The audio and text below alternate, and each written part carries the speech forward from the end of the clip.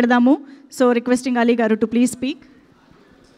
పాత్రికేయ మిత్రులకి, మీడియా సోదరులకి, ఇక్కడికి వచ్చిన అతిథులందరికీ, వేదిక మీద ఉన్న నటులందరికీ నమస్కారం. హ్యాపీ దివాళీ. దివాళీ రోజున రాజేష్ గారు ఆయన శివ గారు లూడో బాగా ఆడారు. సో మొత్తానికి లూడో ఆడి సంపాదించుకున్నారు. అండ్ ఇది మంచి హిట్ ఇచ్చారు.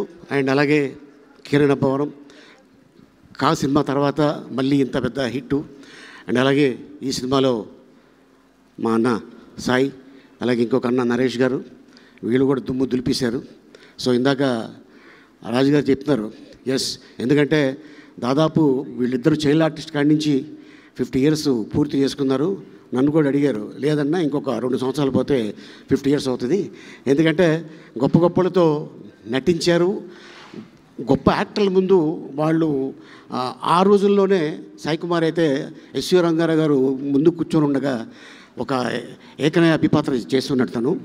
అండ్ అంతేకాకుండా ఈ సినిమాలో అండ్ నిర్మాతలకి, డైరెక్టర్కి, నాని ఫస్ట్ సినిమానే హిట్ కొట్టడం, ఎందుకంటే ఇది చాలా ఎనర్జీ వస్తుంది మనిషికి. సో ఇది డెఫినెట్గా ఈ బ్యానర్లో మళ్ళీ నాని పెద్ద డైరెక్టర్ అవుతారని ఆశిస్తున్నాను. ఈ అవకాశం కల్పించినందుకు మీ అందరికీ ధన్యవాదాలు తెలుపుకుంటున్నాను. Thank you so much. Thank you so much Ali గారు. అలీ గారు లాంటి ఇన్ని డెకేడ్స్గా చేస్తున్నటువంటి యాక్టర్ సినిమాలు అనగానే కూడా గుర్తొచ్చే వన్ ఆఫ్ ద టాప్